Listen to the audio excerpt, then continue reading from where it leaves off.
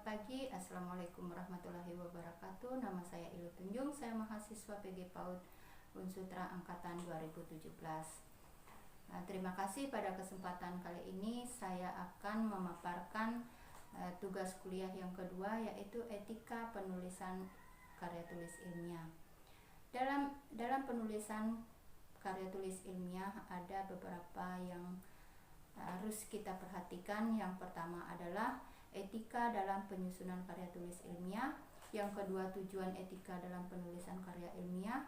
Yang ketiga adalah fungsi dari etika penulisan karya ilmiah. Yang keempat adalah sikap yang harus dimiliki dalam penulisan karya ilmiah. Dan yang kelima adalah bentuk pelanggaran dalam penulisan karya ilmiah. Baiklah, sebelum saya lanjut kepada pembahasan selanjutnya, ada baiknya kita mengetahui apa itu etika.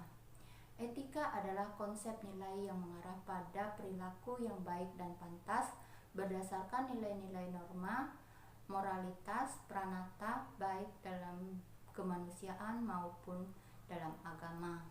Sedangkan kode etik dalam penulisan suatu karya ilmiah merupakan aturan-aturan yang harus ditaati dan perlu diperhatikan dalam penulisan suatu karya tulis ilmiah. Nah, selanjutnya kita masuk pada pembahasan yang pertama, yaitu etika dalam penyusunan karya tulis ilmiah. Etika dalam penyusunan karya tulis ilmiah ada beberapa hal yang perlu diperhatikan, yaitu yang pertama adalah penulisan harus dilakukan secara bertanggung jawab, cermat, dan saksama. Yang kedua adalah karya tulis ilmiah harus orisinil, bukan hasil jiplakan atau hasil karya orang lain. Yang ketiga adalah menjaga kebenaran fakta dan manfaat yang disampaikan. Yang keempat yaitu bertanggung jawab atas tulisannya. Yang kelima, menerima kritik dan saran yang diterima dari pembaca, reviewer, ataupun editor. Sedangkan yang keenam yaitu menyadari secara sepenuhnya untuk tidak melakukan pelanggaran dalam penulisan suatu karya ilmiah.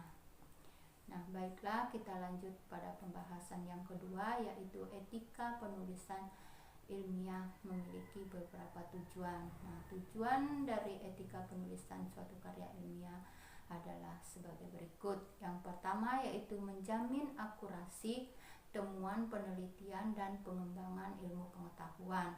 Yang kedua, untuk melindungi haki peneliti.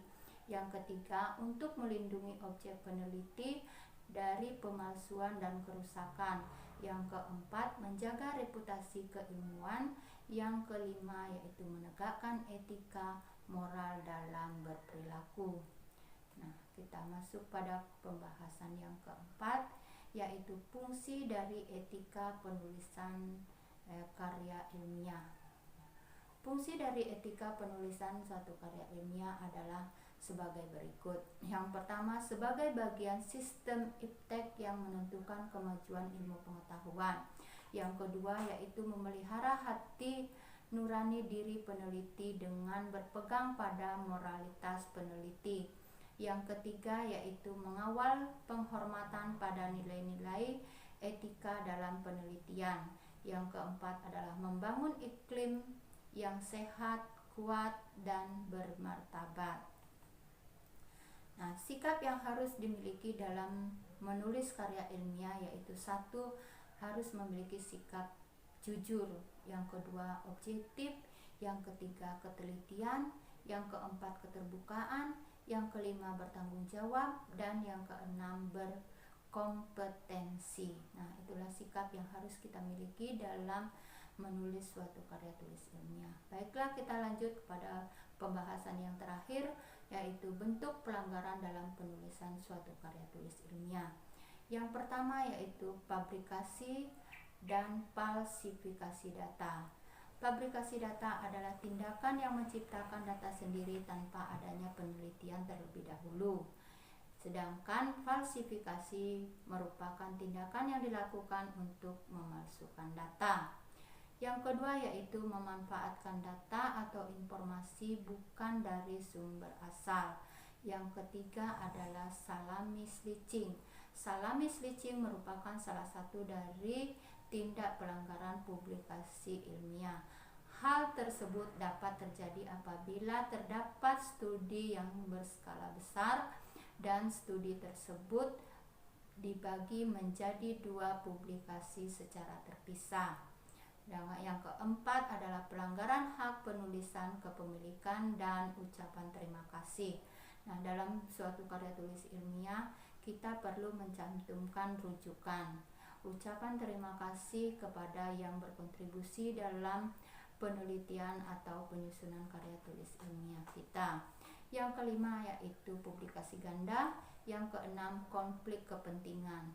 Nah, dalam suatu karya tulis ilmiah harus ditulis berdasarkan secara objektif. Nah, demikianlah pemaparan singkat dari saya tentang etika penulisan suatu karya ilmiah. Lebih dan kurangnya mohon dimaafkan. Saya akhiri. Assalamualaikum warahmatullahi wabarakatuh dan selamat pagi.